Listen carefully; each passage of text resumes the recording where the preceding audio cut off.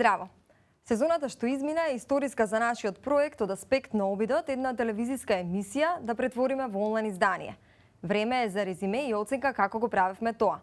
Во денешното ретроспективно издание ќе се потсетиме за што дебатиравме во март и април. Третиот месец Зебра го започна на тема основаноста на феминизмот. Едните аргументи борбата за женски права ја портретираа како истрошена интелектуална поза, а други тврдеа дека еднаквоста на жената со мажот е само на хартија, а дека борбата доправа почнува.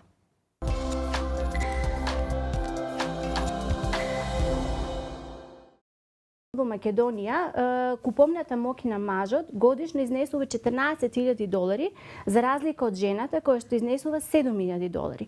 На иста работна позиција со маж и жена кои што исто се образовани, имаат подеднакво исти квалификации, жените имаат 20% пониска плата за разлика од мажите. Јас ќе додам како мојот идол Џон Винстон Оно Ленон, кој што беше феминист, поголем од сите феминистки на светот, кој што го зема презимето на својата жена за да докаже дека се бори за женските права. Има една песна која што се вика Woman is the nigger of the world. Тој, кога се роди неговиот втор син Шон, ја пушти жена му Јоко да оди да работи, а тој го чуваше своето дете, само за да ја покаже својата поддршка кон феминизмот. 1% од имотот во светот е во собственост на жената. Значи, не го имаме само ние тој проблем како Македонија, туку и Европа и светот се бори со тоа да и се даде вистинско место на жената во општеството. Како што се качувате кон врвот, така сваќате дека сте сами околу себе како жена. И при тоа, ако се наоѓате во управен одбор на некоја компанија, вие се чувствувате као привилегирано како жена меѓу сите тие мажи. И тама некоја да ви се приближи, хоп, не ви е право. Значи, ние тука самите сме виновни зашто не си се подржуваме во тој дел. Не сме ние патриархално општество. Јас сум од Галичник, по татко. Матриархат бил и ќе биде секогаш. Значи, мажот е тој кој што го фрлал стапот од пеш во Галичник кога ќе дошол тап. Доаѓа мажот се мести прво масата, но мајката е таа била, и ќе биде која што се прашува за се. Галичани ли велат кај е мшти директор во која фирма, а не велат кај е жена? Кога еднакви сме. Доколку сме еднакви, ако сме по устав сме сите еднакви. Апсолутно. Но доколку сме еднакви, тогаш еве како да отидам сега син ми да го надојам.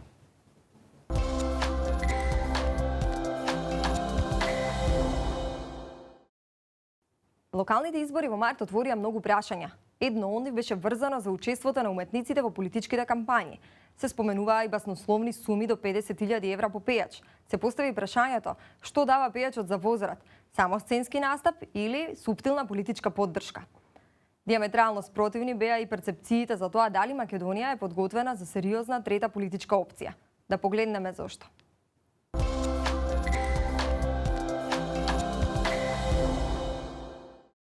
Голем дел од имињата кои што сега ги гледаме во изборната кампања на ВМРО биле активно вклучени во кампањите на СДСМ претходна. Уметниците ја загубиле алката со својата публика, а нивното појавување во политички цели пак ги деградира кај публиката.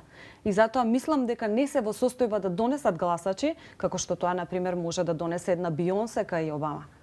Па јас да ви кажам, изгубив огромен дел од мојата репутација од страна на тие хейтери, кои никогаш искрено не биле, да речеме, на некој начин отворени кон мојата уметност.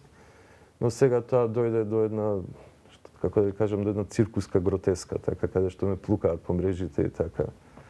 А ја па немам компјутер, нити Фејсбук, нити ме интересира нивниот став.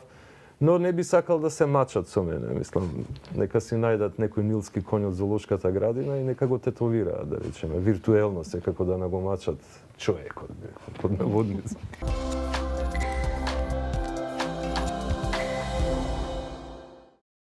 Не, токму тоа, заради тоа што не станува збор за неписмено гласачко тело, и токму заради тоа што станува за една фрапантна бројка од неважечки ливчиња од 48,000 е последната бројка, покажува дека Македонија сега е навлезена во монопартизам. И на крајот на криштата не е илустрацијата најсоодветна, веројатно дека некој напишал за Чак Норис, некој напишал за комшијата, некој напишал за девојката, такви ливчиња ние фактички не знаеме колку има.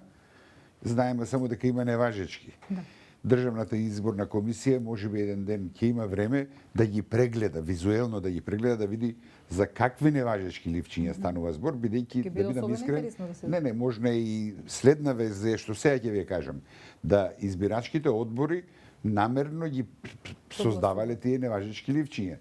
Секогаш, според мене, се покажува дека има од 120 до 150 илјади флуктуирачки гласови, кои по дефиниција се лепат на нешто ново. Тоа беше изразено не само во 98-та, тој феномен го забележавме, ако сакате, и на последните претседателски избори, кога со една скромна кампања, еден Љубе Бошковски или несодениот македонски Обама Имер Селмани постигнаа фантастични бројки од 120 до 150 илјади гласови. Овие стотини илјади гласови покажуваат дека во Македонија веројатно ќе треба да постои и можеби не трета, и четврта, и пета опција, но системот кој сега е воспоставен на парламентарни избори ги дестимулира сите оние кои сакаат да бидат трета или четврта опција да настапат сами. На Македонија денес и треба повеќе отколку пред една недела силна алтернатива на власта.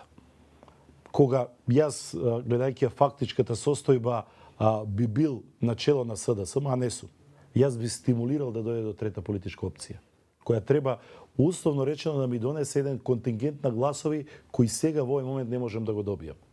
Потенцијалното создавање на трета политичка опција јас барем го гледам како алатка која би помогнала на власта на следните парламентарни избори во 2015 поумешно да се справи со овој систем кој мора да признаеме дека ВМРО ДПМН го доведе до граница на совршенство. Ова искуство што го имаме треба веднаш да предизвика изменен изборниот законник и забрана некој да гласа на локални избори, што го има во другите изборни законодавства. Значи некој кој не живее во Македонија би можел евентуално да гласа за парламентарни избори, може да гласа и за претседател, но не гледам каква сме ние тоа либерална демократија кога дозволуваме некој кој земал двојно државјанство по потекло да ни решава судбината во неколку клучни општини, да речеме, за опозицијата, што мене ми изгледа недопуштено. Јас сум еден од тие во чии што, например, стан поранешен, живеат 7 мина. Као да живеат, пријавени се. Значи, станот за кој што јавноста знае дека бев насилно иселен на 6 јуни 2011 година. Знаете, власта има причини просто да се радува на евентуални никулци на трета опција, бидејќи власта докаже дека со таквите никулци може и да се справи. Сакате со грубост, сакате со манипулација, сакате со сите средства со кои што и стојат на располагање и кои што ги демонстрира. Опозицијата, се разбира, далеку е од тоа да размислува дали ќе се појави трета опција. Они беа во модот на некаква конструктивна опозиција до 24 декември, сега се уште недоразбудени.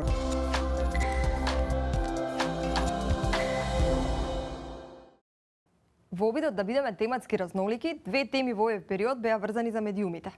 Едната беше што подобро ја пренесува информацијата до гледачот, надсинхронизацијата или титлувањето на странските ТВ програми. А потоа со Снежана Лупевска и Роберто Величанец дискутиравме за тоа дали истражувачкото новинарство во Македонија е на колена.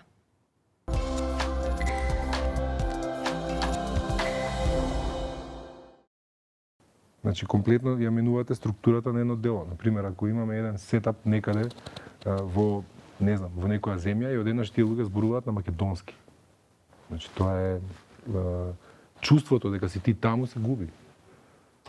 Мислам дека не е Али, така, например, дека ние ги правиме со синхронизацијата дека тие се македонски. Тие едноставно им е јасно дека се тие американци, дека се руси, ајде да прашаме шпанци. мали деца што мислат, дали мислат дека овие ТВ новели што идат на телевизија дека се тоа турци.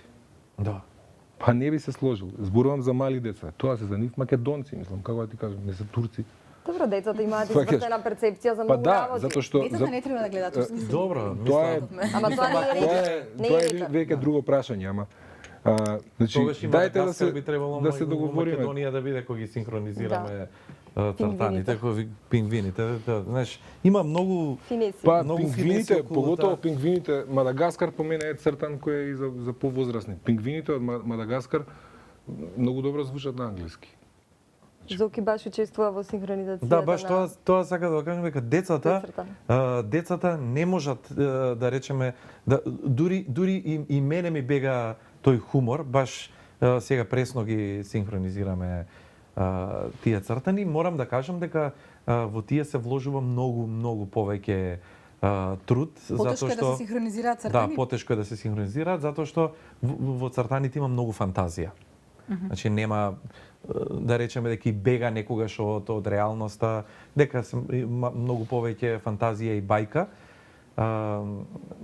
Така да мислам дека многу повеќе им се доближија цртаните на децата со синхронизација, многу повеќе им се обрнува внимание, затоа што и говорот е различен, и манирите им се различни, начинот на кој комуницираат тие меѓу себе.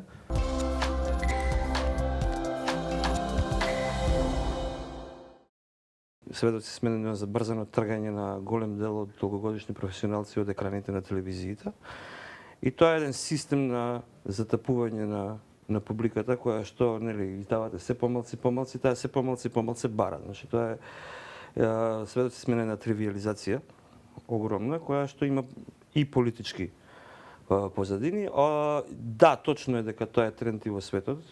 Мислам имаше Џон Стюарт во Daily Show имаше баш еден прилог како во Америка единственото истражувачко новинарство постои само во Newsroom, во серијата, дека остатокот редакциите не функционира така.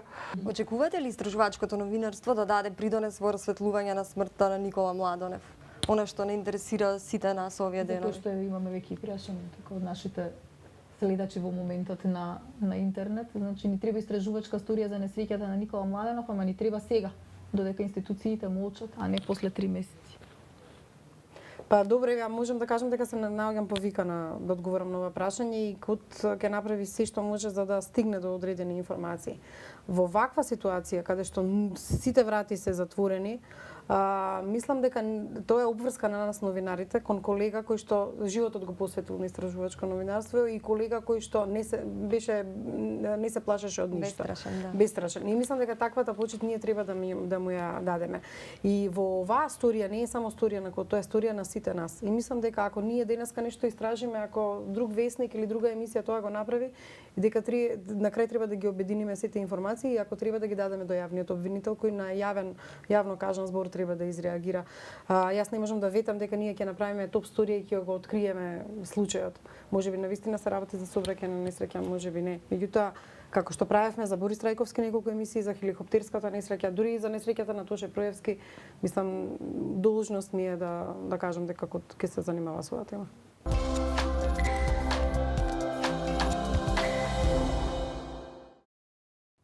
Една од најважните дилеми со кои што се соочува младиот македонски граѓанин денеска е онаа хамлетовската, да се остане или веднаш да се замине од Македонија. Во интимната историја на Зебра оваа дебата ќе остане запаметена по силните емоции што ги предизвика. На една страна оптимизам, самодоверба и задоволство од оние кои што успеале да се реализираат во Македонија, наспроти револт, незадоволство, гнев од оние кои што се приморани тоа да го направат подалеку од татковината.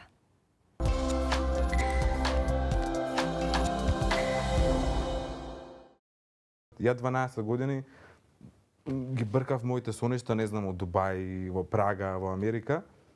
За на крај да дојдам овдека, уствари сите соништа да си ги исполнам. Значи Чикаго, тоа што е македонскиот дел каде што е во Чикаго, значи не сакам никога да навредам. Меѓутоа менталитетот на луѓето што живеат, начинот на кој што живеат, јас мислам дека е Македонија пред 40 години.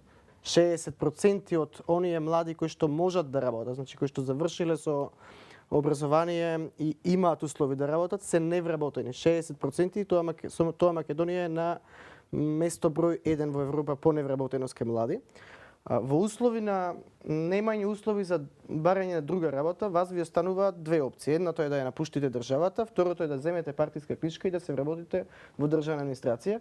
Феноменот партиска книжка не завршува со вашето потпишување за членство во партија. Тој феномен продолжува со влечење на луѓе по митинзи, влечење на луѓе по контрапротести, влечење на луѓе и принудување да прават списоци за време на избори и да обезбедат најмалку 10 или најмалку 20 нивни роднини пријатели кои што ќе гласаат за некоја конкретна партија, тоа е веќе газање врз основното човечко достоинство. Не постои луѓе идеална држава. Јас сум живеел во Дубај кај што сум имал топлата, ама робови ги граделе зградите.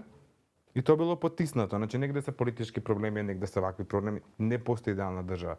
Меѓу постојат луѓе кои што имаат амбиција што сакаат да направат со себе. Со било кој можам на оваа тема да се карам и знам дека сум управо дека кога си од Македонија, автоматски на почетокот си граѓанин од втор ред. Меѓутоа тоа не значи дека ти треба да останеш граѓанин од втор ред. Меѓутоа, ја ќе фрлам тука една друга теза дека по денешни услови младите во Македонија се можеби граѓани од трет ред.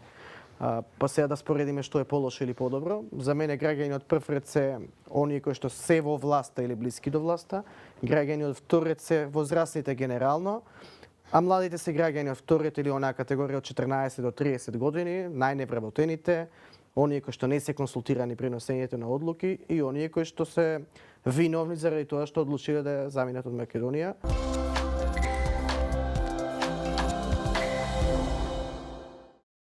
Во атмосфера на општо незадоволство и неуспех во најава од она што се подготвувавме да го испратиме како представник на Македонија на Евровизискиот надпревар, ги соочивме приврзаниците на идејата дека треба да се учествува на оваа манифестација без разлика на се, со оние кои што беа категорично против.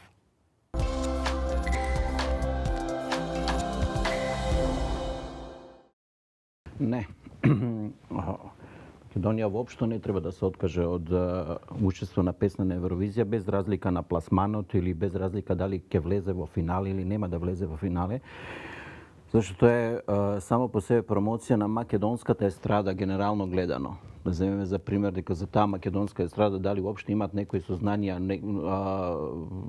луѓето таму некаде во Азербејџан или во бившите советски републики. Да му реплицирам, значи ја не знам што ни донесе тоа како држава.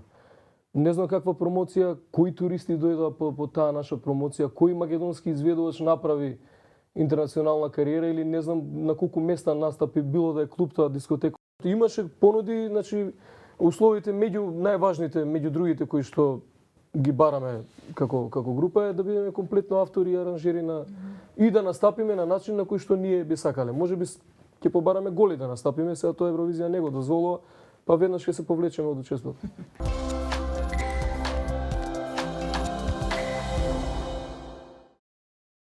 Во април Зебра ја отвори темата за религиозниот соживот во Македонија. Каде е границата на толеранцијата меѓу муслиманите и христијаните? Кој манипулира со чувствата на верниците? 2 месеци подоцна, агенцијата која што ја продуцира оваа емисија за кампања на истата тема доби највисоко признание Титаниумски лав на фестивалот за креативност во Кан, Франција.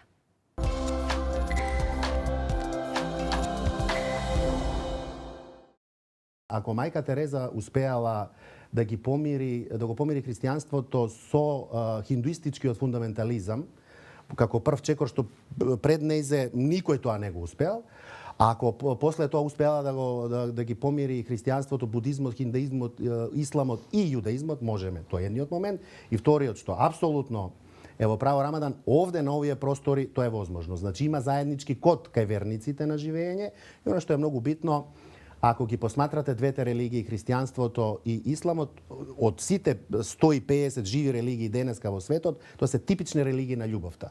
Еве, христијаните во Македонија би знаеле колку е Дева Марија, значи почитувана кај муслиманите, што огромно мнозинство од христијаните не го знаат тоа, а и самите муслимани не се свесни дека се работи за иста една историчка личност, која патем речено, значи според Куранот е најголемата жена во историја. Значи тоа не е ни жената на Мохамед, ни мајката на Мохамед и така натаму, туку е токму мајката на Исус, ние викаме алейхиселам. Меѓутоа, вие кога ќе се доведете во ситуација за да добиете некакви политички поени во рамки на одработување на тој проблем, ќе ви се јават одредени несрекни изјави. Значи, може да дојде некоја несрекна изјава од страна на представник на синодот на МПЦО, да дојдете до една катастрофално лоша изјава на Реис Улема Реджепи дека сите албанци треба да живеат во една држава, што апсолутно нема никаква врска, нити со теолошкото, нити со никаков теолошки бекграунд, значи е класично политичка изјава. Такво нешто, колку само за пример, не може да му се случи на Ватикан. Тој повик во една држава ги повикувам сите, така? Да се обединеме, за мене беше не расна омраза, повик на расна омраза, тоа и по членот и по кривичниот законот е казниво. Кажав на медиумите и на Канал 5 дека е тоа карневализација на еден хаотичен ум. Тоа беше мојата изјава која одеше и пренесена од медиумите.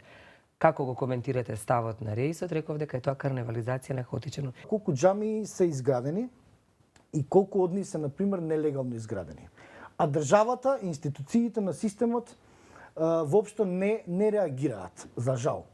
Типичен пример е, ако се сеќавате за оној случајот за кој што имам пишувано за случајот со џамијата во Горна Белица.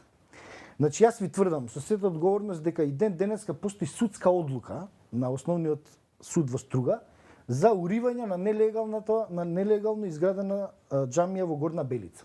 Таа не само што не беше урната, туку беше пуштена, условно кажано, во употреба со покотници од оружје од поранешниот градоначалник на Струга Рамиз Мерко. Вие прекунок да ставите темели и да веговеете знамето без да ја почитувате правната држава и да се замолчи на тоа, тоа значи дека ние доброволно во иднина велиме градете кај што сакате.